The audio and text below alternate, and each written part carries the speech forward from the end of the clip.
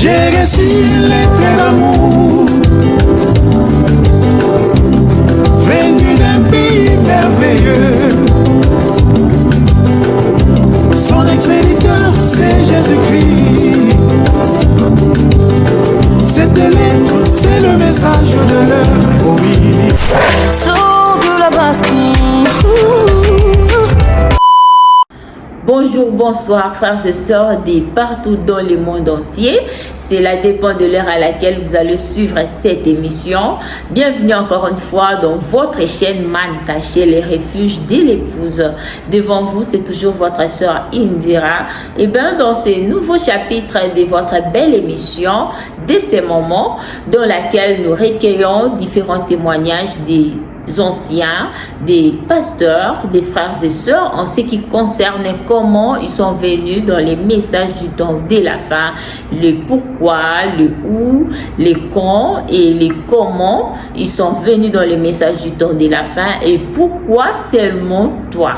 Et bien aujourd'hui, avec beaucoup d'honneur et de respect, nous accueillons pour vous les pasteurs Nathan Epenge de l'Afrique du Sud, précisément de Johannesburg, qui nous donnera son témoignage comment il a reçu ces messages du temps de la fin. Restez branchés, suivez jusqu'à la fin. Si c'est votre toute première fois de passer par cette chaîne, n'oubliez pas de vous abonner, de cliquer sur la cloche de notification pour ne manquer aucune de nos prochaines vidéos et n'oubliez pas surtout de partager. Que le Seigneur vous bénisse. Bonjour pasteur Nathan. Bonjour. Que Dieu vous bénisse et bienvenue sur ce plateau de Décemment. Merci. Vraiment, nous sommes heureuses de vous recevoir. Nous croyons que votre témoignage nous sera vraiment bénéfique et vraiment édifiant. Bien, pasteur Nathan, vous n'êtes pas un homme à présenter encore dans ce monde des messages. Néanmoins, nous avons vraiment soif, nous sommes vraiment affamés de recevoir vos témoignages pour nous édifier. Nous voulons savoir, pasteur Nathan, les comment, le pourquoi, les quand vous êtes venu dans les messages du temps de la fin. Okay. Et dites-nous pourquoi seulement vous. Ok. Bon, alors, je commence par lequel? Donc, ça dépendra de vous. Dites-nous votre expérience au fait dans les messages. Comment vous avez cru? C'était comment? Okay. C'était à travers qui? Ok. Bon, ben, mon expérience n'est pas très terrible. Hein? Moi, j'ai cru le message, ma soeur, en 1992. Donc, ça veut dire 92. Ok. Ok. Et celui qui m'a apporté le message, c'est mon neveu. Il s'appelle Patrick. Ok. Et il est ici en Afrique du Sud, à Cape Town. Ok. Et celui qui lui avait apporté le message, c'était notre ami Philippe de la Montagne. Ok. Paix à son âme, je sais qu'il est dans la gloire. Donc c'est pourquoi quand il est venu dans mon église, il s'est présenté comme grand-père. Il dit, je suis votre grand-père. Vraiment. Voilà, je l'aime beaucoup celui-là et c'était mon ami. Et Philippe avait parlé le message à Patrick. Et Patrick m'a apporté le message. Et lorsque Patrick vous a apporté le message, c'était en quelle année? En 92, en 92. Ok. Ok, c'était juste, je pense, juste après le pillage qu'il y avait au Congo, là, à Kinshasa. Ok. Ouais, moi, j'habitais à Kena, ma campagne, à Binza. Et quand il est venu, il m'a montré que non, regarde, parce que quand on était jeunes, on discutait beaucoup sur la Bible, on lisait l'Apocalypse, on aimait beaucoup l'Apocalypse, on ne comprenait pas les images, et ça nous attirait, ça nous épatait. Et puis quand Patrick a rencontré quelqu'un qui explique l'Apocalypse, des choses qui nous fascinaient quand on était jeunes, c'est alors qu'il est venu tout de suite me dire ça. Et quand il m'a montré, oh, j'étais, donc en fait c'était quelque chose que nous avons toujours voulu. Exactement. Je n'ai pas hésité, mais, et puis il m'a dit que non, voilà. Et je lui ai dit, comment tu as su tout ça? Il dit que c'est par un prophète. J'ai dit, c'est bien un prophète. Parce que vous savez, à l'époque, là, parler des prophètes, on savait, on était enseigné qu'il n'y avait plus, les temps des prophètes étaient terminés. Et puis il nous a dit que non, Dieu avait envoyé un prophète, et ce prophète-là, il faut croire en lui pour être sauvé, sinon tu seras perdu. Moi, j'ai dit, ah, comment ça? Et je lui ai posé la question. Bon, maintenant, le prophète là, il est venu quand? Il m'a dit qu'il est venu en début 1900. S'il vous plaît, il vous a dit qu'il faut croire à ces prophètes-là. Vous vous êtes pas dit croire en Jésus-Christ ou bien croire aux prophètes? Non, donc ça veut dire, il m'a démontré que Dieu a envoyé, c'est Jésus-Christ qui a envoyé un prophète. Ok. Et puis, il faut suivre ses enseignements, sinon tu seras perdu. Moi, j'ai dit, oh, bon, maintenant, lui, avant qu'il ne vienne, les gens qui n'ont pas cru en lui, comment est-ce qu'ils ont, qu'est-ce qui leur est arrivé? Ah, c'est alors qu'il a ouvert maintenant. En fait, il a répondu à toutes les questions que je demande. Il a ouvert les 7 âges de l'église. Il dit non, il y a eu d'abord les messagers. Regardez, Dieu avait envoyé. Il m'a commencé à m'expliquer. Et dès qu'il m'a montré la photo de l'ange du Seigneur, quelque chose s'est passé en moi. Donc j'ai eu une sainte crainte. La profondeur a appelé la profondeur. Voilà, donc c'est quelque chose dont je ne sais pas, sœur, comment expliquer. Quand il m'avait montré juste la photo de la colonne de feu. Oui. Et directement, j'ai eu une certaine peur. Et puis, donc en fait, c'était bon, c'était pas par peur d'aller en enfer, oui, mais par crainte, une sainte crainte, donc par peur de voir que la chose de Dieu. Et puis à partir de là, oui, j'ai cru simplement les mêmes jours. En voyant seulement la colonne de feu. Ouais. J'ai cru, et puis, je lui ai dit, maintenant, c'est comment on fait comment? Il m'a dit que non, il y a une église ici en Binza, parce que moi j'étais en Binza. Lui, il venait de Lemba, vers là-bas. Il m'a dit non, il y a une église aussi quelque part ici. C'est alors que nous sommes allés dans l'église Logos Tabernacle chez le pasteur Yves Kalombo. C'est lui mon pasteur. Okay. C'est lui qui m'a enseigné les messages, c'est lui qui m'a baptisé. Beaucoup de chansons que je chante ici, que tu entends là, c'est lui qui m'a enseigné toutes ces années ici. C'est le pasteur Yves Kalombo, que Dieu bénisse. Il est présentement aux États-Unis. Okay. Voilà, donc à Logos, on est allé à Logos et j'ai commencé à aller à suivre. Puis c'est alors que j'ai pris les baptêmes. Okay. Celui qui m'a baptisé, il était un diacre, c'est le diacre Kabunda. Okay. Voilà, peut-être qu'il peut aussi nous s'ouvre, que Dieu le bénisse, là c'est mon vieux. Okay. Voilà, donc c'est lui qui m'a amené dans le baptême vers le fleuve, derrière Chanimetal, là-bas à Kim. Okay. C'est là qu'on m'avait baptisé. Là, c'est en 92 à 92. Okay. Et depuis là jusqu'aujourd'hui, wow, la grâce du Seigneur. Dès ces moments-là. Voilà. Ouais. C'est vraiment bon. Pasteur, je voulais poser une question. Ouais. Comment c'était vraiment trop facile chez vous directement quand on vous présente la chose et vous acceptez? Il n'y avait pas quelque chose derrière ça, peut-être, vous avez vu, on pouvait peut-être vous proposer du boulot, parce que c'est aujourd'hui les frères suivent beaucoup l'intérêt. Il a quelque chose qui suit, peut-être, il a vu une sœur, et on l'a proposé du boulot, il s'est dit comme ça, je dois croire pour qu'on puisse... Bon, moi je vais vous faire des révélations, ma soeur, que je n'ai jamais dit peut-être dans des émissions. Hein. Okay. Moi, je suis venu d'une très bonne vie. Okay. Donc, pour ceux qui connaissent Kinshasa à l'époque, vers les années 92, 94, là, ma campagne, tout le monde n'habitait pas là-bas. Okay. Voilà, donc je suis venu d'une famille de mon grand frère qui avait beaucoup d'argent, je n'ai manqué de rien. Okay. Et j'ai grandi, même les habits, quand j'ai dit mon enfance. Donc, déjà à l'époque là, oui, tout venait de l'Europe. Ok, vous n'aviez besoin de rien. Donc je n'avais besoin de rien. Donc quand je devais sortir, on donne la voiture. Quand on venait dans les concerts du monde, on donne la... Rien ne pouvait vous corrompre. Non, non, non. Donc je suis venu d'une vie très élevée. Mes amis, c'était l'élite du Congo, les enfants du président Mobutu, de la famille des Lito, de tous ceux que les gens la connaissent là. C'était ça mes amis, les enfants de Kengo, tous les anciens là. Okay. Donc la seule chose qui m'a attiré dans le message, c'est le message. Voilà. Donc rien du tout. Oh, voilà, de telle sorte que quand je suis venu, j'ai trouvé un peuple. La première fois d'abord, quand Patrick m'a amené, c'était à Guinée. Et c'est là, moi je venais là comme avec tout l'orgueil d'un enfant de ma campagne, des Français qui ne saluent pas les gens. Vous voyez, donc je voyais les gens un peu comme, excuse-moi, un peu comme ça. Vous venez là avec des parfums, des histoires, et puis vous arrivez là, vous trouvez un peuple humble, simple. Et puis c'était là à Guinée, hein. Bon, excusez-moi, il venait d'avoir division à l'époque. Hein. Et les frères étaient sortis, alors on est arrivé là, c'est la vieille Irigini là. Et puis il y avait encore des, comment on appelle ça, le truc de Ambila, c'était Ambila, c'était pas encore construit. Et puis celui qui prêchait ce jour-là, c'était le pasteur Kaloum. Et je suis arrivé, d'ailleurs je venais déjà de boire, j'étais venu ce jour-là, j'étais sourd. Je n'avais même pas suivi la prédication, j'étais déjà... Vraiment. J'étais venu rencontrer un de mes amis avec qui on était à l'internat, qui ça, tout son père était le PDG de l'INSS, là à Rigini, là il habitait là, et puis après on a bu, et puis après je suis allé d'abord, allons d'abord de cette histoire-là de l'église. Je suis arrivé là-bas, et puis, je vois là le pasteur passer, donc je n'ai rien suivi, mais j'ai reconnu le pasteur Kaloum plus tard. Mais ce qui m'a attiré, c'est qu'à la sortie, on mettait des livres, on tentait de vendre des photos de la couronne, des feux, des brochures et tout. Et puis je vois tout le monde venir me saluer. Ah, ça là, j'ai jamais vu ça. Quel genre d'amour. Voilà. J'étais venu, j'ai dit, ah, j'étais venu, me dit, ça va, j'étais venu. Donc j'ai dit, oh, donc ils sont comme ça. Oui.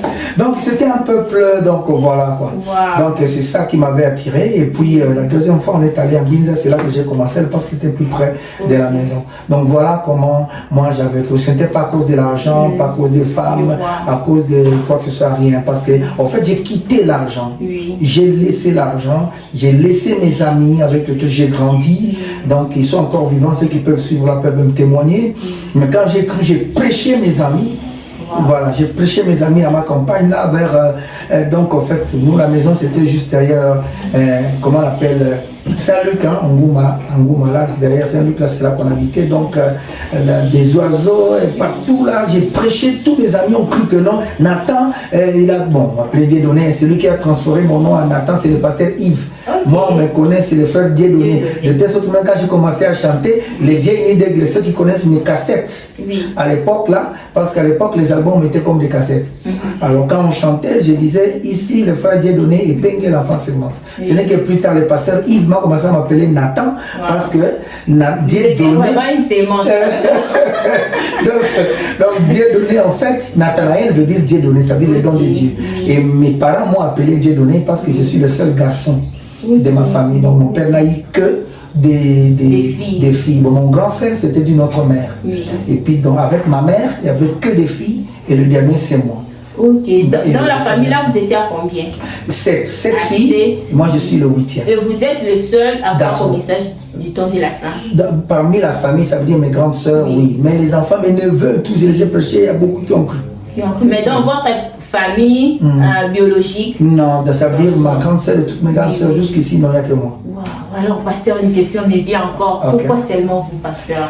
Bon, je crois que c'est la prédestination. Je crois que j'ai été prédestiné à quoi? Parce que des fois, même quand j'avais cru le message, quand j'ai prié pour chercher le Saint-Esprit, j'avais dit à Dieu, j'ai dit Seigneur, moi je ne comprends pas ce message ici, je n'ai jamais pensé être dans une histoire comme ça, mais je crois que c'est la vérité. Alors ne me laisse pas croire quelque chose qui ne soit pas Dieu, parce que c'est toi qui m'as convaincu de ceci. J'ai grandi bien sûr dans une famille chrétienne, mais bon, comme on dit, c'était pas pratiquant, j'étais très mon boulot, comme on dit en français, la lingala. Donc ici, je crois que c'est ça. Alors Seigneur, que toi garde-moi dans cette vérité ici. C'était la prière que j'avais faite. Je ne sais pas comment t'expliquer, comment quelque chose en moi qui me dit, en fait, présentement ici, c'est déjà même plus tard, donc trop tard, ça veut dire, je ne sais plus vivre sans ça. Donc ici, ce que je peux simplement te dire, c'est qu'il y a une profondeur en moi qui me dit que c'est vrai et qu'il n'y a pas une autre alternative. Waouh, c'est vraiment merveilleux, c'est vraiment édifiant, pasteur Nathan. Et pasteur Nathan, je voulais savoir comment vous avez fait votre expérience du baptême du Saint-Esprit par rapport au message du temps de la fin. Quand je pris le message et que le pasteur commençait à prêcher, à parler, moi je venais avec des bagues, des trucs, je mettais déjà des raies à l'époque là. Hein? Et puis je venais à l'église. Et puis j'écoutais, mais alors quand j'ai vu, j'enlevais mes bagues, mais tout ça, je viens, j'entre, j'écoute. Et quand je sors, je remets. C'est pourquoi moi, quand j'ai commencé à prêcher, je ne force pas les gens de vivre la parole. J'aimerais que les gens croient comme moi. Ça veut dire, je suis venu et Dieu m'a aidé à me débarrasser. Donc, alors, j'avais appris sur le baptême du Saint-Esprit et que tu dois avoir l'expérience du Saint-Esprit. J'ai commencé à prier. J'ai prié pendant 2 ans, donc depuis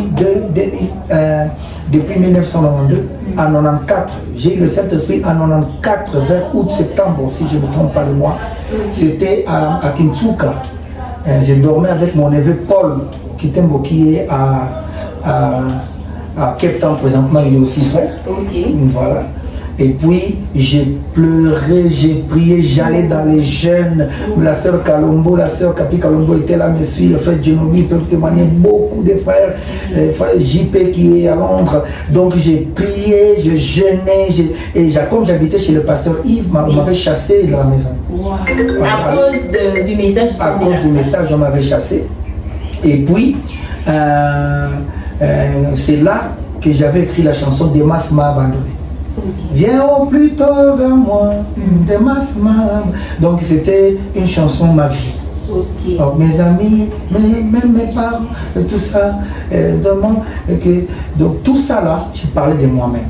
Et quand je suis arrivé, le frère il m'a pris et j'habitais chez lui, mon pasteur, il m'aimait beaucoup.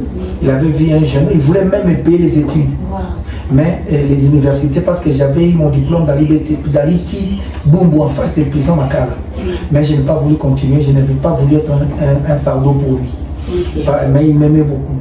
Alors, je sais que le Seigneur me bénira pour ça. Amen. Et puis, j'ai commencé à prier, j'allais jeûner, prier à l'église, m'enfermer même pendant 5 jours, même 3 jours de jeûne et de prière. Une fois, j'ai fait toute une semaine, donc je suis venu les dimanches.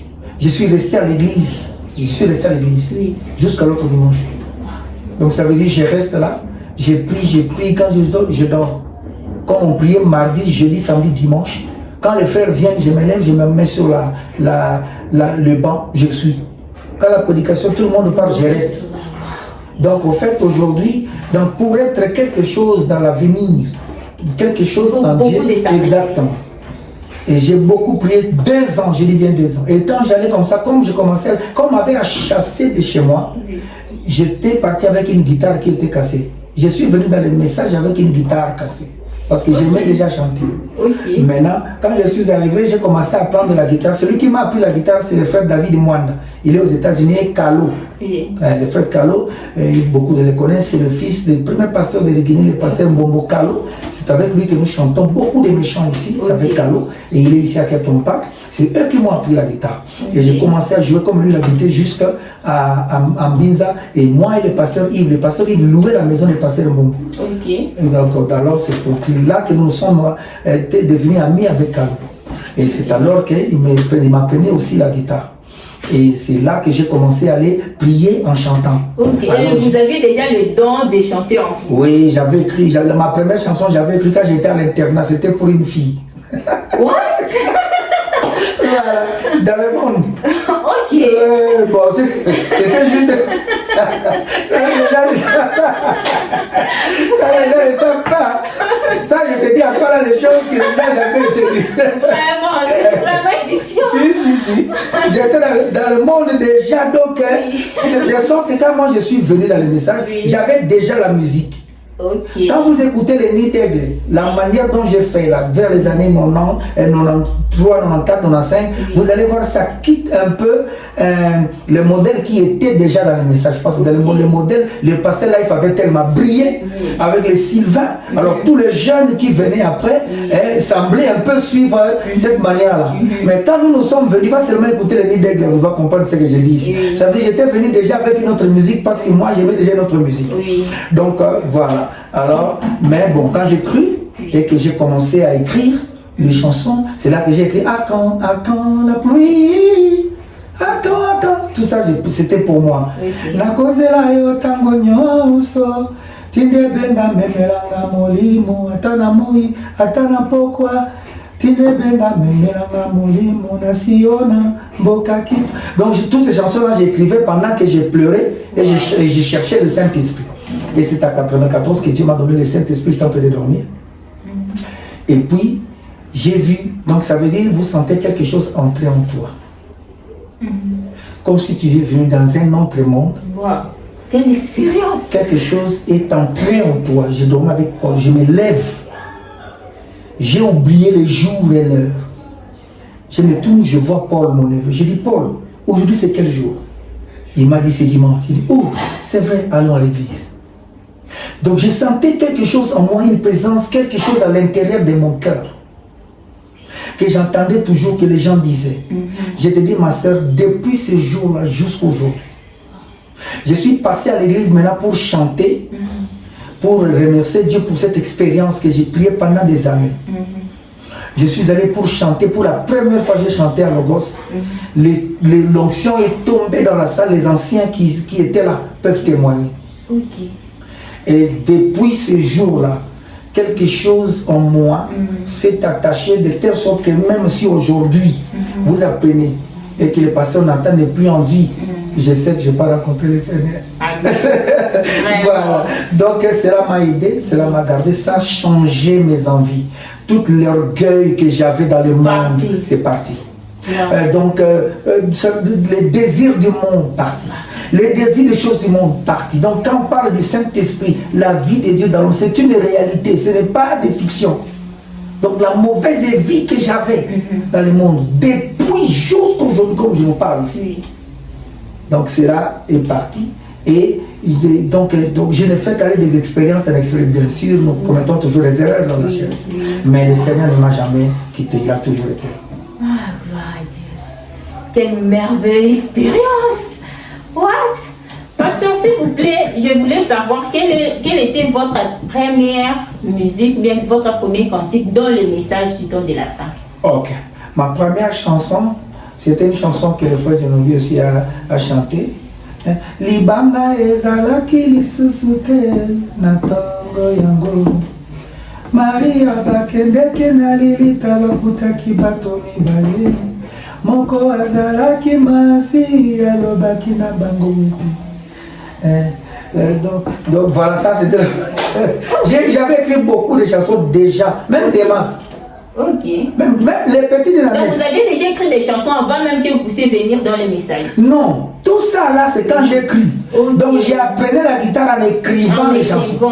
En fait, le problème avec moi c'est que quand j'écris le message, je me suis mis à lire et à écouter. J'ai beaucoup écouté, beaucoup lu. Les prophètes. C'est ça le problème avec les jeunes aujourd'hui, ils ne lisent pas. Ils ne lisent pas. Même ma femme ici, des fois, regarde. En fait, j'ai dit ça même à l'église. Je prépare les prédications par rapport aux choses que j'ai toujours connues.